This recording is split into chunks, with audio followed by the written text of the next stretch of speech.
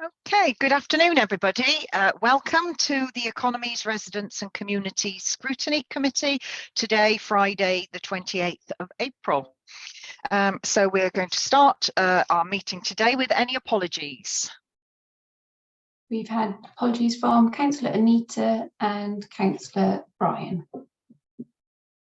Thank you very much. And next, any disclosures of interest? Gary's got his hand up. Councillor Gary? Just might come up in conversation. I don't think they're not conflicts of interest, but obviously I sit on the Local Nature Partnership, obviously sit on the farm working group that's under review, but don't see any conflicts there. But I was the outgoing chief executive of Open Newtown, sort of Going Green for a Living Community Land Trust that took on a large land asset transfer that might bring up in relation to the Section 6 sort of report. Okay, thank you very much for that, Gary. No other. So any declarations of party whip? No, all quiet, shaking heads. So we move on to the minutes of the previous meeting, and apologies there. We do have quite a few sets of minutes. We've had some, let's call it administrative glitches, but we've got 5 sets of minutes here. So in your hands, committee, we can either accept and approve these en masse. The Vice Chair and myself have already been through and approved them, but it is for you if you have any comments on the minutes collectively or any individually. So how would you like to do this? I propose we take them en bloc because I think everybody's read them. Okay, everybody happy with that? So I need someone to propose and second those, please, as a true record. I'll propose Councillor Ange. Thank you very much. And Chris, are you seconding? Yes. Thank you very much. Okay. So next we have Sean Barnes with us here to deliver a biodiversity report. So I'll hand over to you, Sean. Thank you very much. Thank you, Councillor Angela. Clearly, we're representing the Highways Transport and Recycling Service today with Councillor Jackie Charlton, the portfolio holder for a greener Powys. In terms of the report that's been written, there are a number of key points. The report is around the Council's statutory duty to consider how it's going to maintain and enhance biodiversity and thereby improving the resilience of ecosystems as part of all of the work that it does, insofar as is practical. So in order to demonstrate that we are meeting those duties, we have to do a number of things. First, we have to produce a plan which sets out what the Council proposes to do to comply with the duties, which is the Section 6 plan, and a report which sets out what the Council has done to comply with the duties. So one looks forward, the plan, and the other looks backwards, which is the report. What's under consideration today is the report looking backwards, talking about the work that has been done in the period between December 2019, when the last report was written, and December 2022. So it is important to understand that there are quite a few activities that have started this spring under new sort of funding sources that are not reflected in the Appendix A because they started after the date of the report. So there are gaps there. It will look slightly odd from that point of view. Nevertheless, the report is setting out what we've done to meet our legal duties. There are a great many areas of work in there, many of which have been carried out using or implemented to start with using local places for nature funding, grant funding from the Welsh Government. So we've been fortunate in the last 2 years in having revenue and capital funding, which is excellent. So that covers officer costs, but also new projects. Once those new projects have been implemented, though, they need to be mainstreamed into normal service provision or supported and looked after with the support of the community, who have risen really well to the challenge. So examples are the Road Verge Nature Reserve work, which has been ongoing for many years, but the Local Places for Nature funding has given us the opportunity to buy cut and collect machinery which pick up the arisings. Some challenges around that because actually the cuttings that come off the land need to be disposed of, and that has had some challenges in itself, which have meant that at the moment there are sacrificial areas on the verges where the cuttings are being put. So there are some complexities around some of these actions. Lots of benefits, but some unintended consequences as well.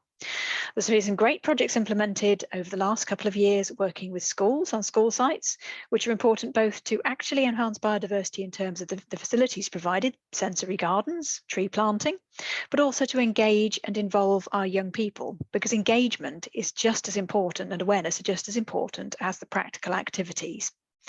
So there is quite a lot of work reflected in there, and there is far more going on. In terms of the resource expectations, this work has been very, very much dependent on grant funding. It's not something that has a great deal of core funding other than ongoing maintenance. We have been fortunate in getting local places for nature funding, and that does cover officer expertise. And actually, the knowledge of specialist officers is a key area of resource to support our services in understanding opportunities and to work with our communities. We have also managed to secure some funding now for the next until the end of December 2024 for an additional post, Nature Recovery Officer, which will pick up some areas that are not funded under local places for nature at the moment. So at the moment, the activity doesn't have an impact on core budgets because it is grant funded, although there is, of course, some risk around that. In terms of what the Cabinet will be asked to do, for where this report is concerned, is to consider it and to come to a decision as to whether it is a reasonable reflection of the work that's been carried out in that 3-year period. There is a forward-looking document as well that sits alongside this, which is really important, which is the Powys Nature Recovery Action Plan. The difference between the two documents is that the Section 6 duties relate specifically to the Council's activity. The Powys Nature Recovery Action Plan is much broader. It is a partnership plan working with the Wildlife Trust, with Natural Resources Wales, with a range of other organisations through the Local Nature Partnership to look at what we can all do collectively across Powys. So anything that the Council does to deliver against its Section 6 duties will also deliver against the Powys Nature Recovery Action Plan. So I think probably the area that is most challenging in a way, looking from the outside in, looking at this report, is that it is backward looking, not forward looking, and it is only council duties. There is a lot more going on than that, but that really forms part of the Powys Nature Recovery Action Plan. In terms of legal implications, this does obviously demonstrate that we are attending to our Section 6 duties. In terms of data protection, there is no information about individuals in the report itself. So the data protection officer is content that there are no data processing implications. And in terms of commentary from local members, we haven't invited comment on this report because it's about monitoring and reporting, but any individual schemes in specific wards, then the local member will of course be consulted about and be aware of. Again, we haven't put an impact assessment together because, again, this is about monitoring and demonstrating that we are meeting our legal duties rather than being a change of policy as such. And the recommendation, if the Cabinet are content, is that they accept it as reflecting the actions taken to maintain or enhance biodiversity between 2019 and 2022. I think that was it from myself. Before inviting questions, Councillor Jackie, was there anything that you wanted to add to that at all? No, I think you've explained that really well, Sean. I might just like to add as well that town and community councils also have a statutory obligation to do a Section 6 biodiversity plan as well. And we'd like to think that we're supporting them as much as we can too, to make sure that they can deliver on their own plans. But I think Sean has covered that really well.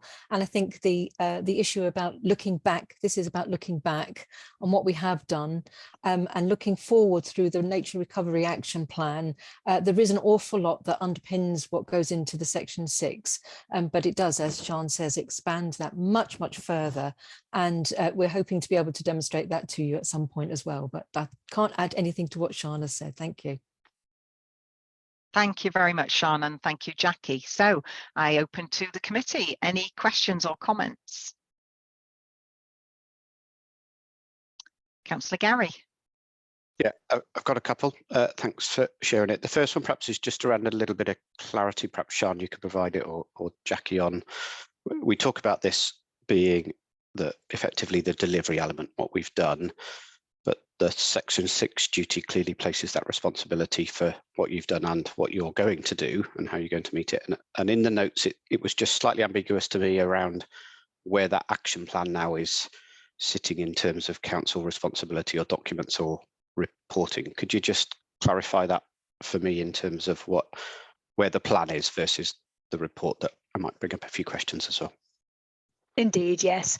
It was decided in 2021 when we came to Cabinet with the 2019 report, which was delayed by COVID, unfortunately.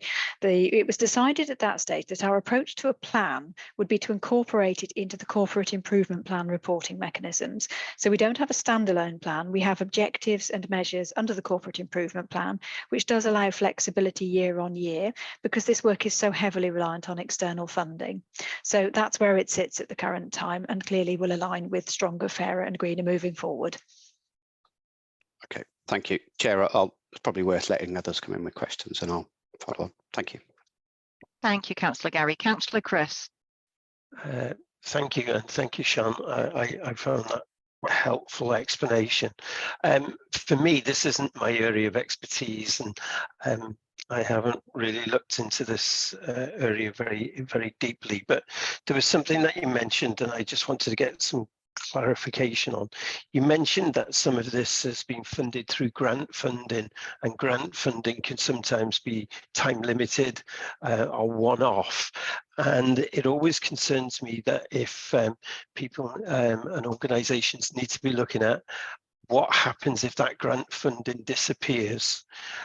So with that in mind, particularly under our responsibilities, which I think you referred to under section 6, what contingency plans are in place that if you couldn't fulfill that because of the lack of grant funding coming through, do you have any then partnership arrangements then with town councils, for example, or other voluntary agencies to be able to pick those issues up?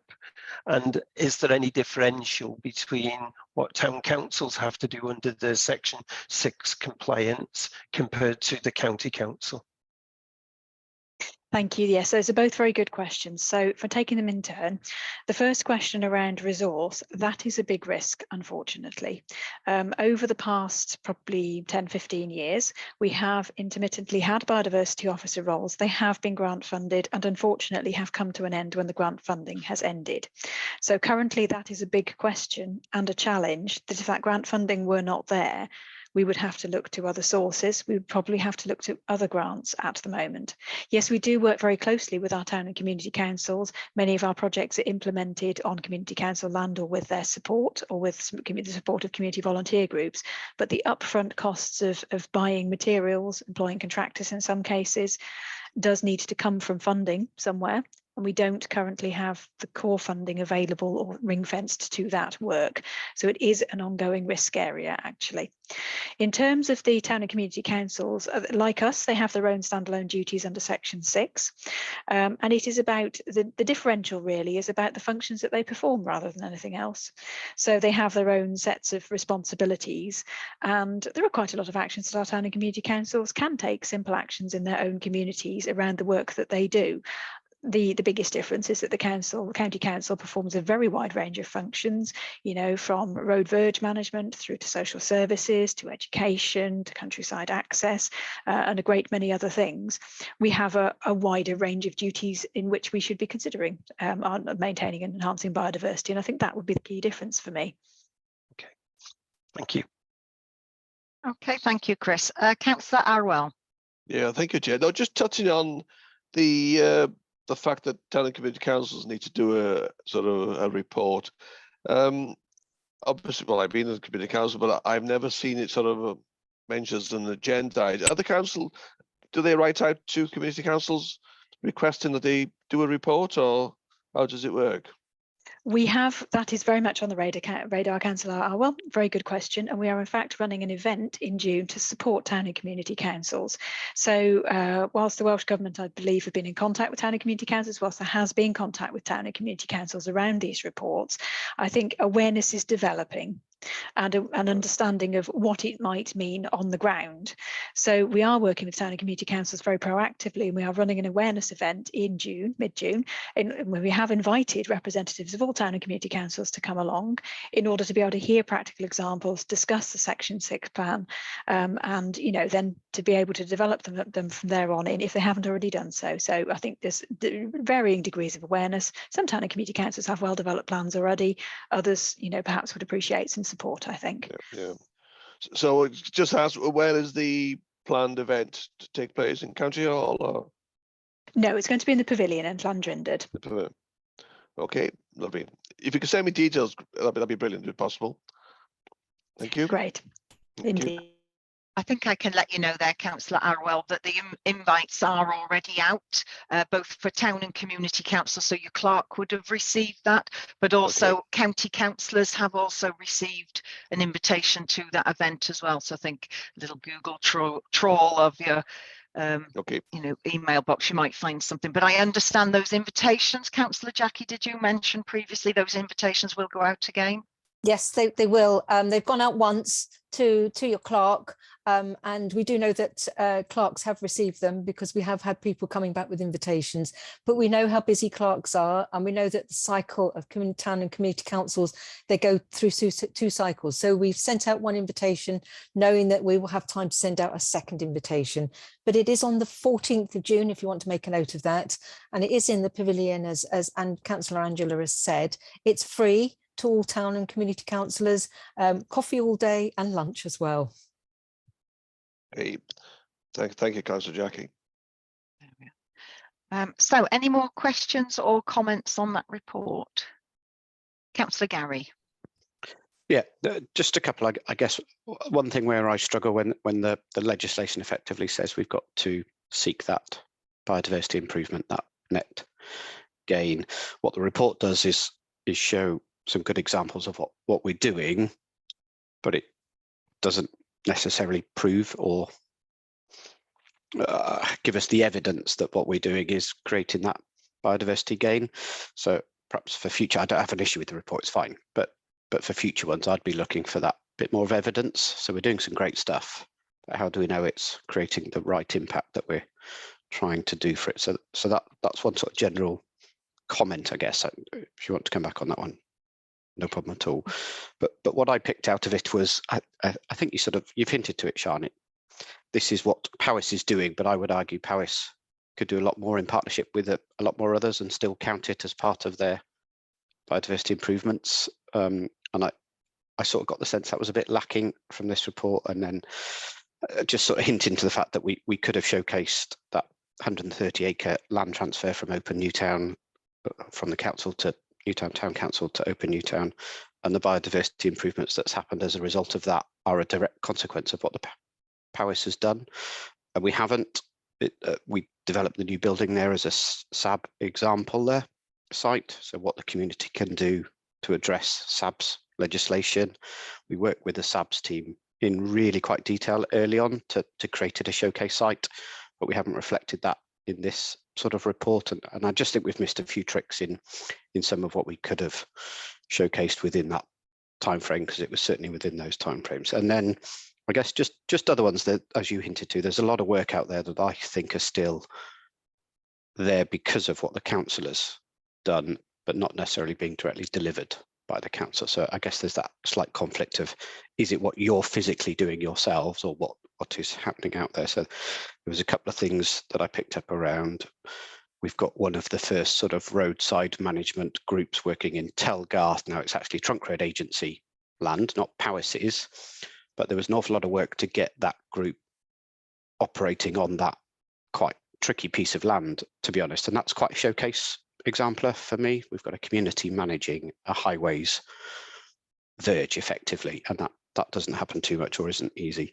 And then other things I picked out just for information things, I think you've highlighted in there, the cemetery stuff. I think that's great, but actually what I don't think we're clocking is there's a whole network out there called Caring for God's Acre that do that work, and that's their speciality and their expertise. And we're sort of saying, oh, we've picked on one of our cemeteries to improve its biodiversity, but actually what we should be doing is working with organisations like Caring for God's Acre. That's what they do, that's their bread and butter. They do it across the whole of the UK. They're not a religious organisation, they're there to improve and enhance biodiversity across religious sites. It just happens to be that's where the biodiversity is. So probably more comments from me, I'm afraid, Chair, but yeah, I'm very, very happy with the report. I can see what it's done. It's met the legal requirements, but I'd like to see that sort of aspiration in it for future ones about what we're doing more in partnership. Thank you. Thank you, Councillor Gary. And that is something, in fact, that Cabinet EMT picked up, because the report in itself is narrow and it is very constrained in terms of time. So in terms of the work that Open Newtown have done, because it's technically a project that sort of finishes or has just finished at the end of March, that will be reflected in the next report. Also, I would anticipate that Newtown Town Council in partnership with Open Newtown will really want to celebrate their achievements, because we recognise that the community put a huge amount of work into their Open Newtown. So, you know, that's very much something I would anticipate that the Newtown Town Council will want to reflect in their report and plan too. In terms of the forward-looking partnership work, absolutely. What was suggested by Cabinet EMT, and which, you know, seems a very good idea moving forward, is that we try to incorporate our Section 6 reporting in some sort of reporting and forward-looking when it comes to the Powys Nature Recovery Action Plan, which is where I would expect, you know, that we would reflect activity by Caring for God's Acre, because it is a partnership plan, whereas of course this is not. It's Powys County Councils. So what we are proposing to do moving forward with our local places for nature funding is to do a baseline review delivery against the Powys Nature Recovery Action Plan. Where are we now? Which we're hoping to do this financial year, which means that by the time we next write this report in 3 years' time, we should be able to put both in together to reflect back on delivery against both areas, which would be much more holistic, I think, for the public to read. Yeah, great. Thank you very much. Okay, Gary, thank you.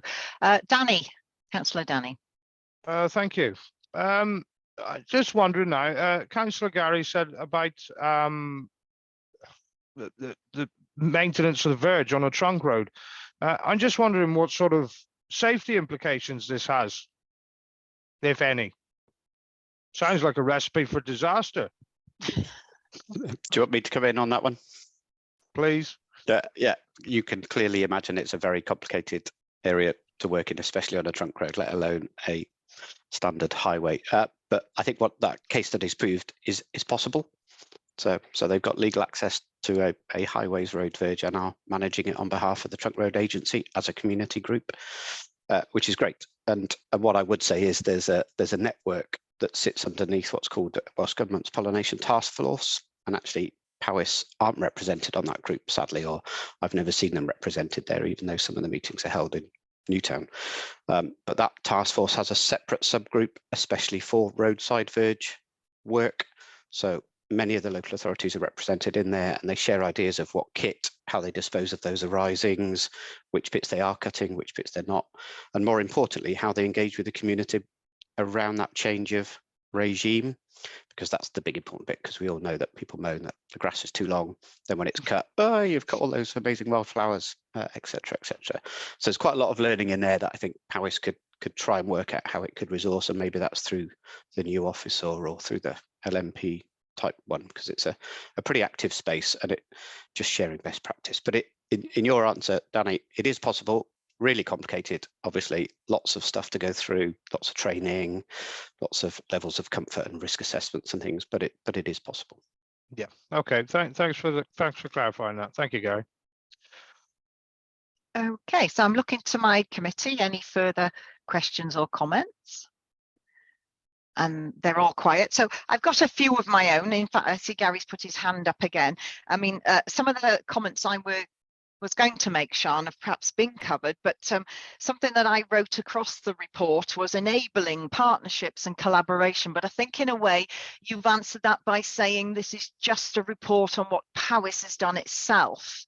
And I think possibly the enabling, the partnerships and the collaboration is hopefully going to happen following that meeting with town and community councils. And I certainly know for myself, I was very interested to read about pristine dark sky town status, thinking that I live in a dark sky, but I don't think my local town had considered that that was something for them. We tend to think of it being a countryside thing. And the Newtown Wildlife Verge. So if Danny wanted to look on page 17, 18, 19, I will say I love a photo in a report. So thank you very much.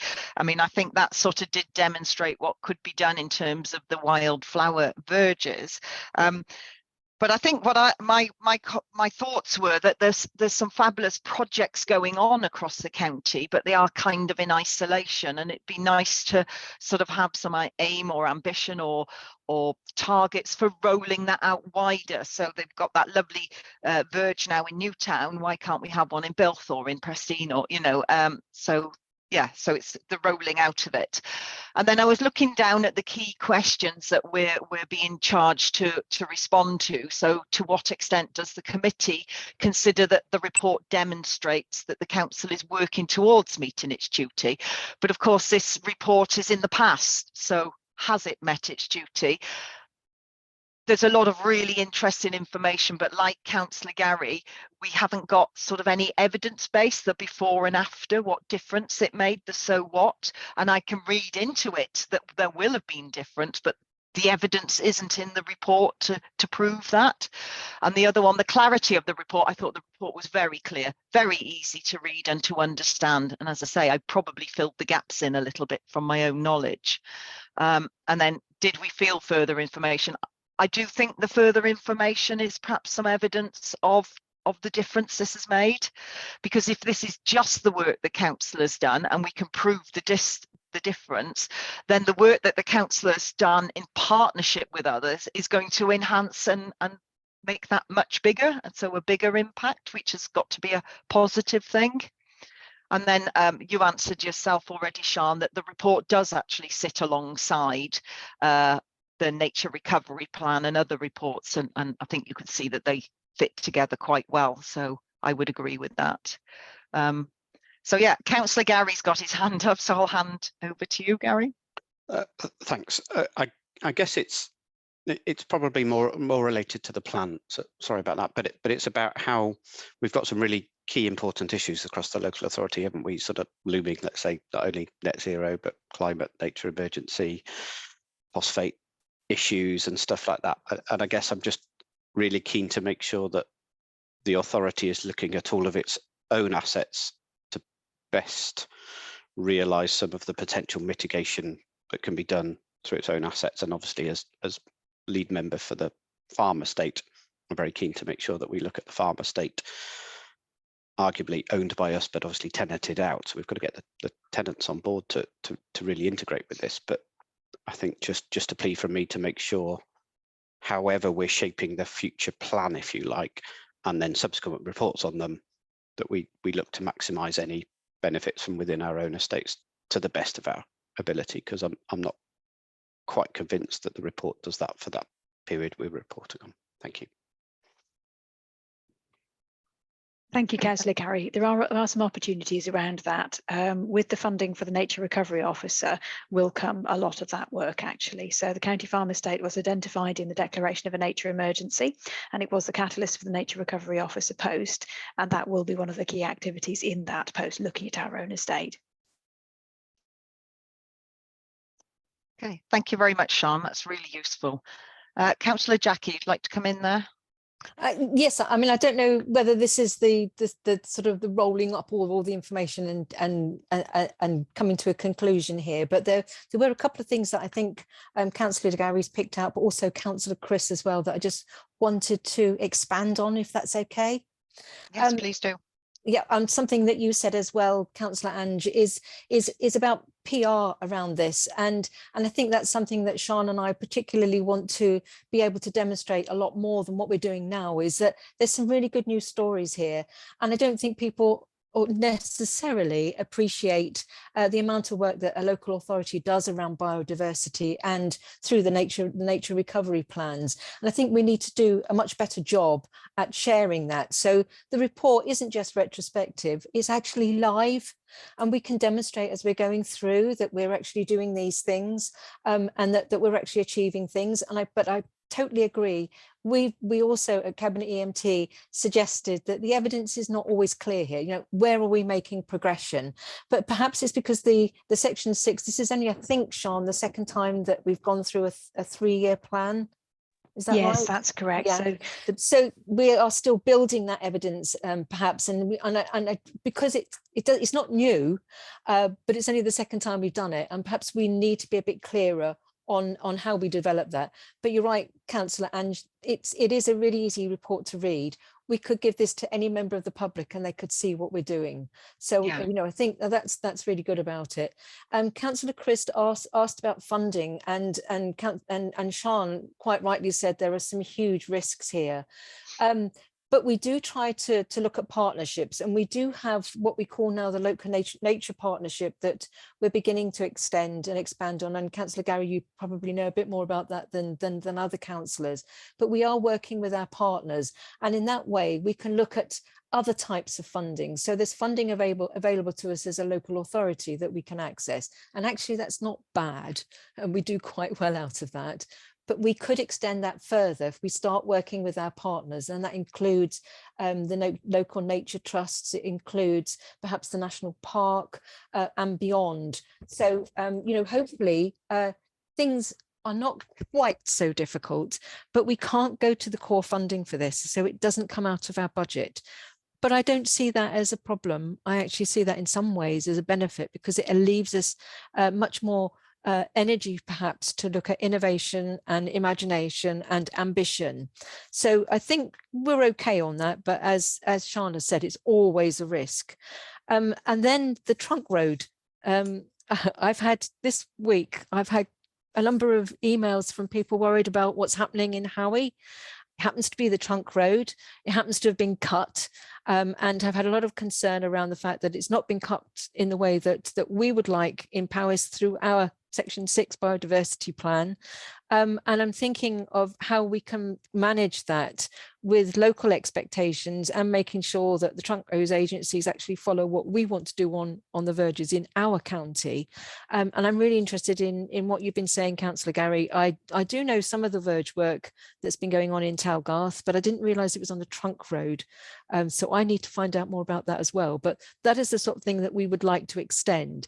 But again, that comes out of it comes beyond our Section 6, and that's something that we're going to need to work with the trunk roads agency. And I'm very clear from the responses I've had from people this week that we do need to do a bit of work there, and I'm hoping that we can bring some people together to achieve that, and actually say to the trunk roads, these are our roads in our county, and we would like you to manage them in the way that we want them managed, not in the way you've always managed them. So hopefully we'll get something out of that.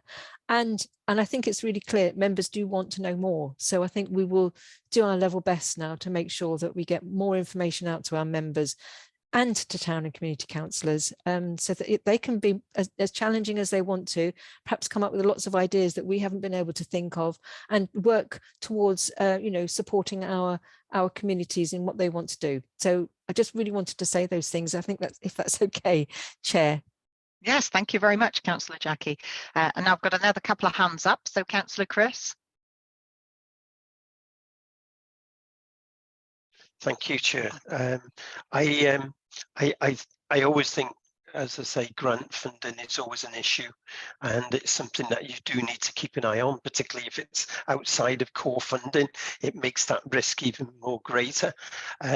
Yet we know the importance of the biodiversity agenda and pushing that forward in relation to things like mental health promotion, of having these areas which look attractive and stuff, and bringing in tourists on the, you can tie it back up to other things that have a benefit. And I think we've got to be able to square that circle in some ways around on it. But that's where I see the partnership arrangements with town and community councils could be your pivot to be able to actually do more. It's not something that's been on my radar, but I will now, and I've just sent a text to our town clerk in Brecon to see what we're doing in relation to that, and making sure someone's represented at your event coming forward if I can't get there. But I wish you all the best, and I think the report is really helpful. It'll be a useful evidence, particularly with funders, if you can then show some of the outcomes of what it was before and how it's improved, can then help to be able to get further funding for some of these important pieces of work that we can't let drop. Thank you, Councillor Chris. I've got Councillor Carl. Welcome, Yes. Carl. Sorry, Chair, for being late. Got a problem with my connection, so I might drop out at any moment. So So I missed the start of the meeting. So from my point of view, when it comes to verge cutting, very much in my ward, when they do the half cut, the first cut is the half cut normally. I get a lot of complaints that it's not the full cut. So it's trying to balance that all the time with the expectations of the biodiversity side of things and the expectations of your constituents as well. And they do go, they hammer me quite a lot of the time about safety. You know, safety of humans on the road should come before the bugs and butterflies and what have you. And I said, well, you know, it's a balancing act at the end of the day. We've got to leave sections of the road where it's safe to do so, to allow nature to flourish, and where it's safe to do so, then we should cut back. But that was my only comment. Yep, I mean, I think that's a very fair point, Carl. And in the pictures in the report, you can see there's a little strip that has been mowed quite tightly, and then the biodiverse sort of flower border is beyond that. But it is a good point, I guess. Yes.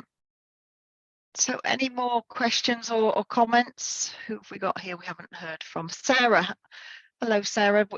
Have your sort of queries been answered? Are you happy?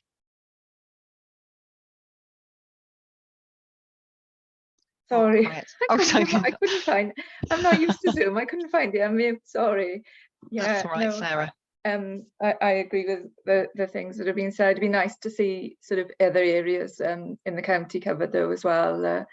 But yeah, and I agree. It's nice to see photos too in the report for some. You know, it's better information. You know, it's nicer just to see this actually being done. Yeah. Yeah, that visual impact, isn't it? Yeah. Sorry, yeah. You caught me. I couldn't find my Sorry.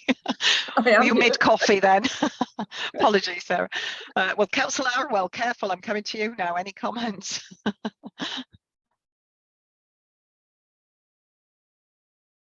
just want to make sure that all the committee have had opportunity to sort of raise any comments or queries. No, I'm fine, thank you. And thanks for the notes, Sarah, and the thing. I've just picked up the email today from Mel regarding the invite, so much appreciated. Thank you. Excellent. Thank you, Arwell. And Councillor Adrian. No further comments. I did receive the email today and I've sent it on to our community council because there's one lady on it who would be very keen to attend. So everything's covered. Thank you. Excellent. So there we are. Well done, Jackie. Well done, Sean. We've hopefully got you some recruits there for that meeting. So thank you very much, Sean. That was a very good report. It was, you know, lots of compliments for you there. A few things to maybe sort of just those key indicators, just to give a little more depth to it. But yeah, thank you both. Great. Thank you, Councillor Angela. Okay, thank you very much. Now, one thing I would like to do with the committee's permission, I'd like to just swap item 8 and 9. Item 9 at the moment is our leisure review joint working group, but it just seems to make sense to me to have the scrutiny work programme as the last item on the agenda. So it's just a little swap if you're happy with that. Okay, so we'll move on now to item 6, which is the scrutiny recommendations to Cabinet. And it's pages 47 to 58. So I think we've got a number of officers and Cabinet members here. So I don't know who wants to go first and where we start with this.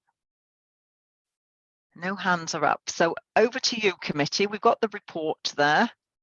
We've got the scrutiny observations to Cabinet on the 20th of December. And if I get my little piece of paper here. So these are the observations following our committee meeting. So any comments on those? So these were the, just quickly remind me which one I've got open. Following the performance, risk and finance Q2 meeting that we had. So I think if nobody's got any comments, we can move on to the next lot.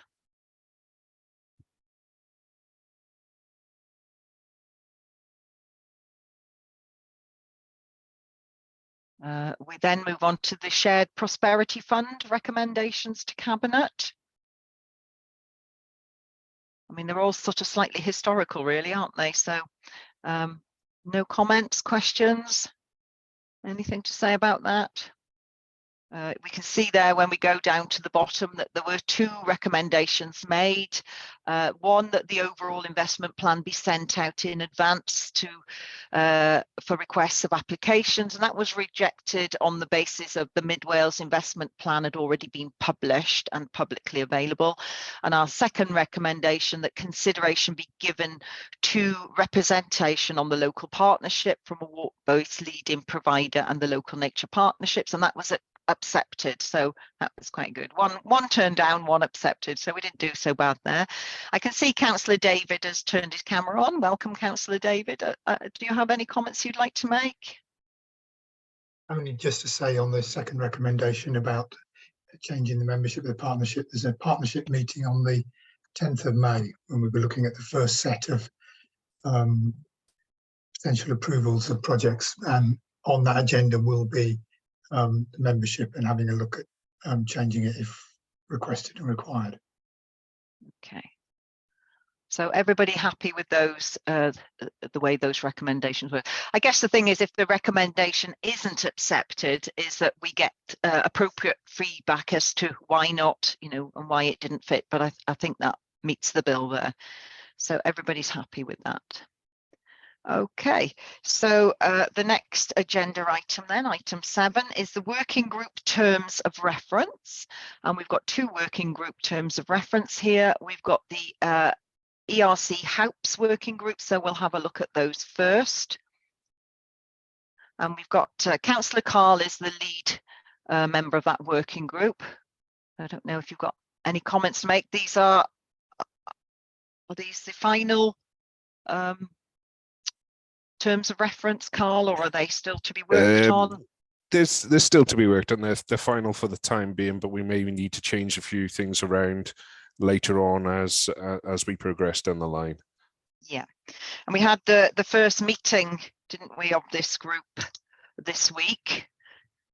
Second meeting. Oh, second meeting. Yes, sorry, apologies. Yes, second meeting. Yeah. I don't know if you've got anything you just want to sort of share about that. Not really, Chair. It is early days at the moment. We're just finding our feet. It'd be good to link up with the other scrutiny group on HAUPS with the finance side of things with audit, but that will come in time. Nigel's here. Not sure if you've got any comments, Nigel. Happy to give in, Chair. Yeah, I like to think we're making decent progress on both fronts.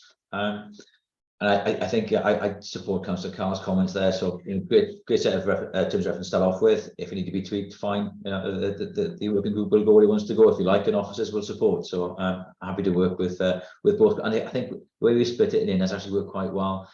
Just to be clear, just so everyone understands, we have, as Councillor Carr has mentioned, the ERC scrutiny working group is focusing on the transition project itself in terms of bringing people back into house and in-house and how that has worked, whereas the Governance and Audit Committee is effectively looking at what went wrong, if you like, with the JV and why it wasn't a success. They're quite distinct bits of work, and that seems to be working quite well, I think, Councillor Carr.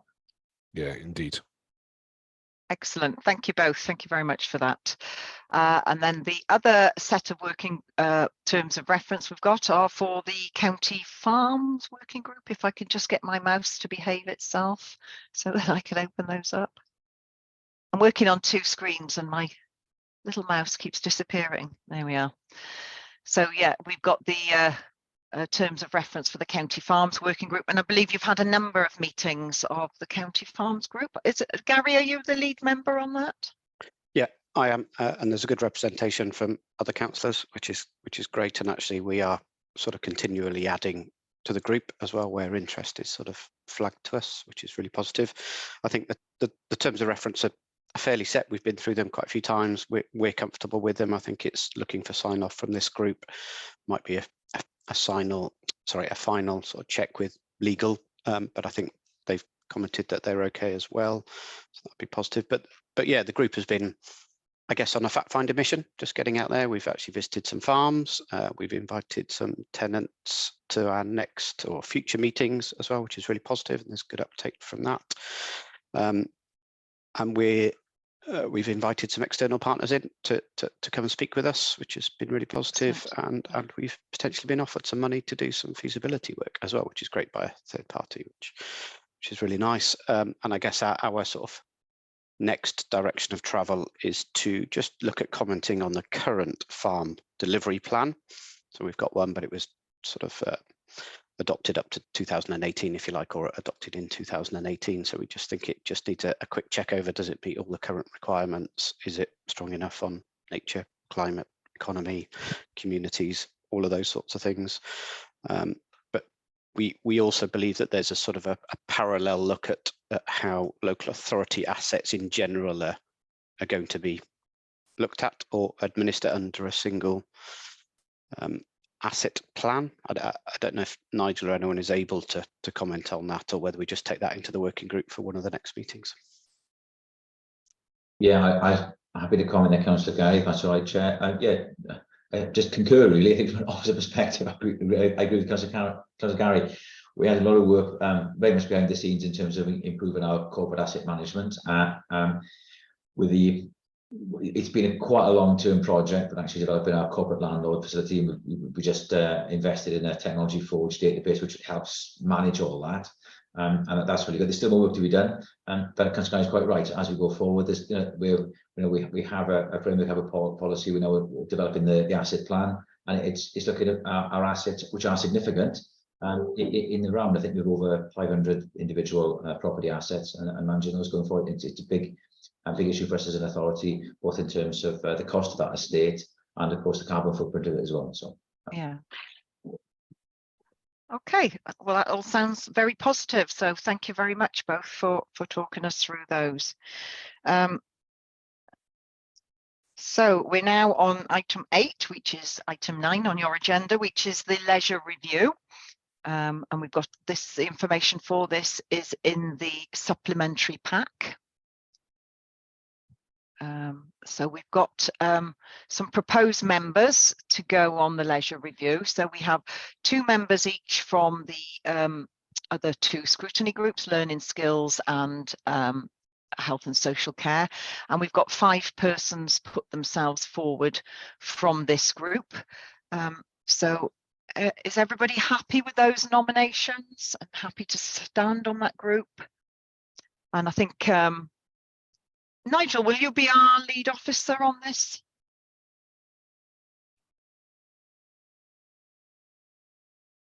I will, Chair. Just talking between screens, looking at the information. Yeah, Jenny Ashton will be myself and Jenny Ashton as Jenny Ashton. Yeah. Thank you, Chair.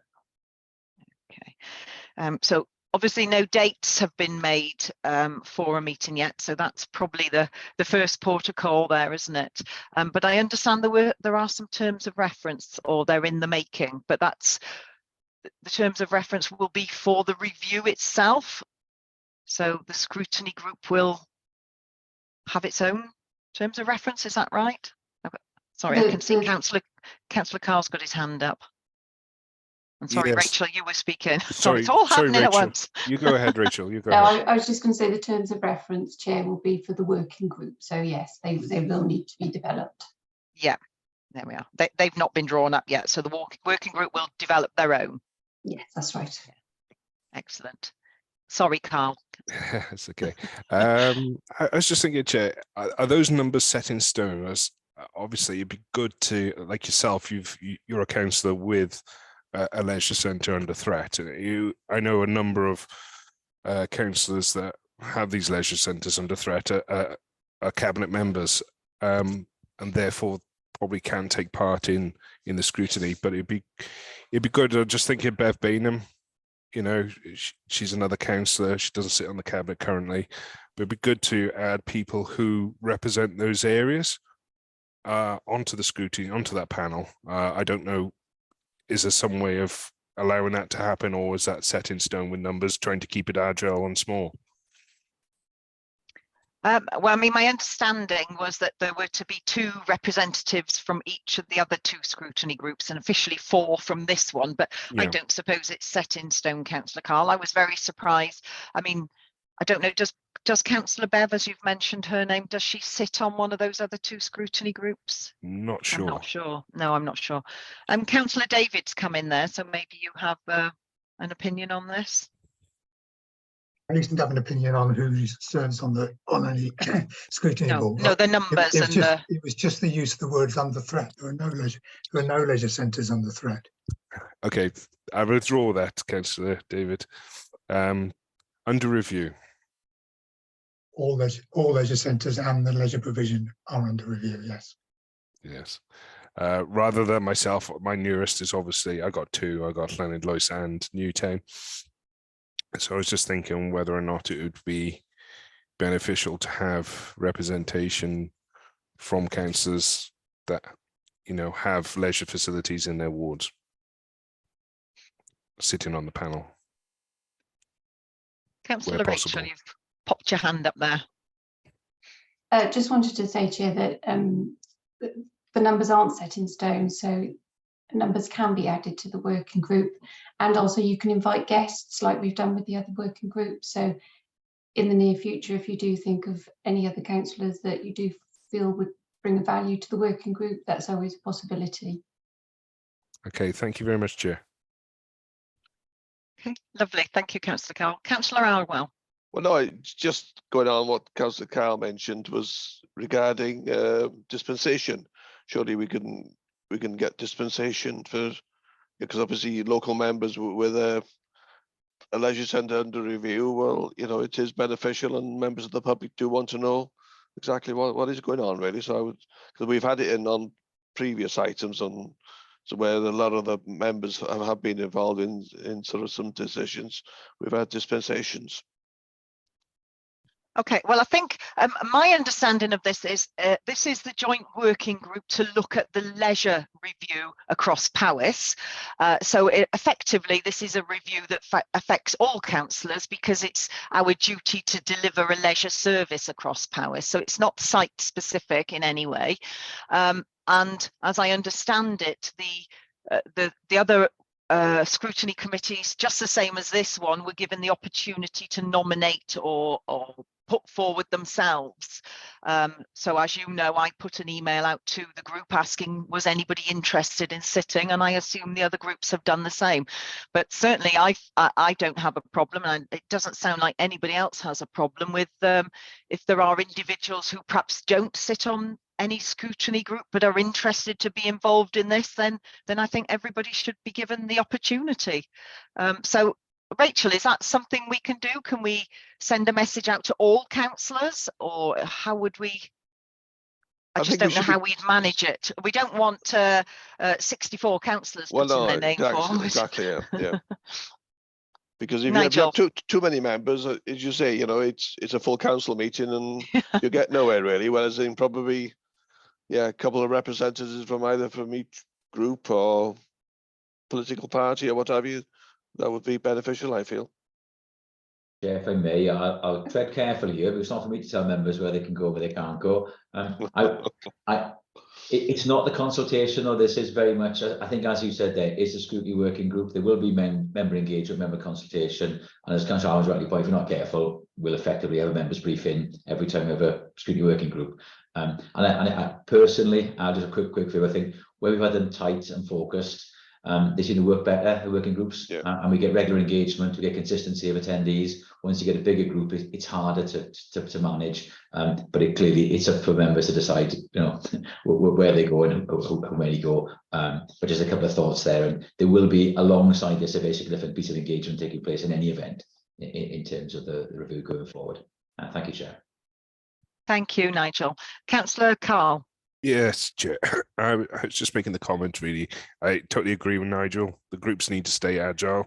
But obviously there are key councillors out there, 1 or 2, which I would say the group would benefit from probably the foresight of additional members, but obviously not on full council scale at all.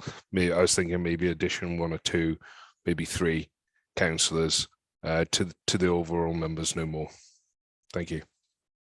Thank you, Carl. Councillor Gary.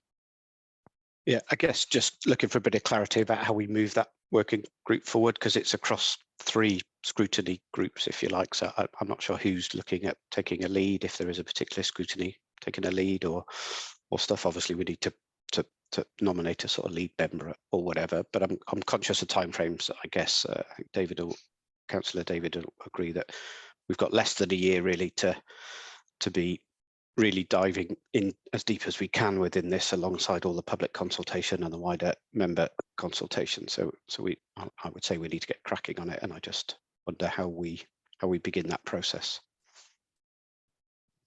Yeah, well, Councillor Gary, this working group will report to this scrutiny committee ultimately. So I would be suggesting that in the near future, we call a meeting of the joint working group to set its terms of reference. And the dates for when this working group will meet will sort of depend on how the review of leisure services is going, because we need some information to review.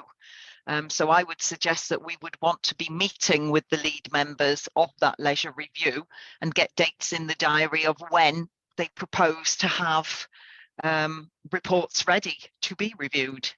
Would that sound right? So I'd be proposing that a meeting is convened sooner rather than later, just for the working group to meet and have that starting point.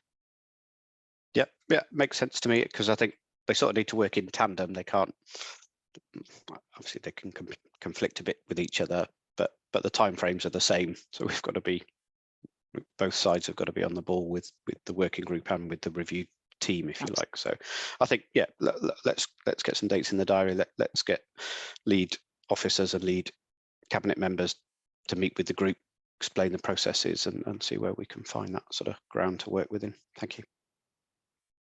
Nigel. I've just got to agree with you both. If I may. Oh, that's a rare change. No, I think it makes a lot of sense, and I think from recent experience, I think the House working group worked well, and that effectively shadowed the project. You know, as guys pointed out there, you know, the team are doing the work, and then the working group is just following behind, being updated as work comes through and everything else. You know, forgive the phrase, bit of a journey, isn't it? But you know, it's far better to do that, and the sooner scrutiny work group is set up, I can get into the process and start following us, understand what we're doing when we're doing it. You know, look at time frames that we look at schedules we've set out, etc. So I think that'll be really welcome. So sooner the better, I think. Thank you, Chair. Thank you, Nigel. Danny, you had your hand up, but it's gone down. Yeah, all I was going to ask was what the reasoning behind so many ERC compared to the other committees, but you pretty much answered it, I thought, by saying that it basically comes all back to ERC, or that's the way I'm taking it. Am I correct? You are correct. Yeah. Okay. Thank you. Okay, so Rachel, can I sort of highlight an action there for you to find a date when everybody's available to have this first meeting? And I think we'll follow the pattern of the other working groups in saying, let's have a meeting in person, a first, or hybrid, obviously, to get the committee round the table to sort of build that community cohesion and make a plan going forward. Of course, no problem, Chair. Fabulous. Thank you very much. Any more comments on that? Everybody happy with that? Yeah, good. Oh, we're doing well here, aren't we? Okay, so our next and last agenda item is our scrutiny work programme. So I don't know if there's anything to say about that. It is what it is. We've got quite a full calendar, some quite interesting things that we're going to be looking at. Our next meeting now is the 5th of June, with the pre-meeting on the 1st of June. And we re-elect our vice chair annually. That surprised me. I didn't realise that.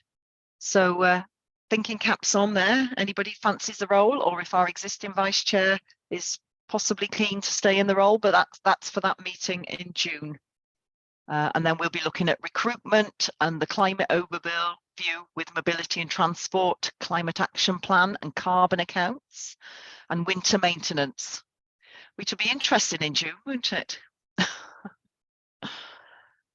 So everybody happy with the work programme? Thank you, Rachel, for all the work you've undertaken in getting that together.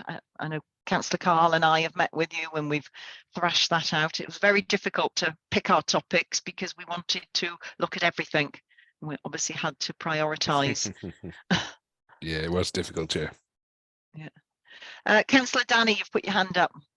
I was just looking at the Freedom Leisure annual report. Well, is that likely to make much difference to our working group that we've just discussed? Well, Freedom Leisure would report annually, in theory, to the council, although I don't think this will be the first time we've had a paper from them. So this is just their normal operations, I suppose. Yeah, okay. But I Thank you. suspect what's in it will form information for the working group. Yeah. Yeah, You'd think so, wouldn't you? you would think so. Yeah. Yeah, Nigel. thank you, Chair. Just clarify, yeah, effectively it's a performance management report. We're keen to see it. It's a regular report.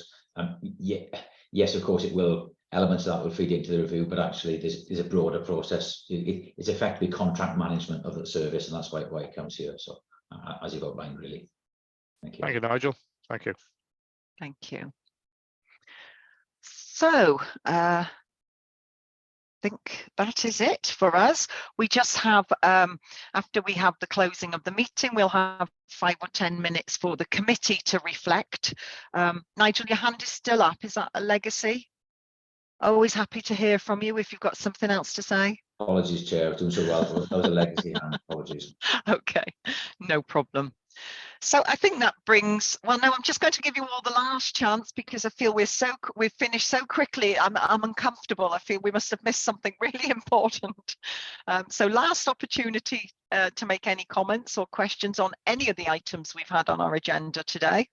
Good chairing skills by the chair. Is that what it is? That's why we're finishing early, Chair. Pay you later. Anyway, thank you very much, everybody, and we'll bring the formal meeting to an end. Thank you to anybody listening in. I hope you found that interesting.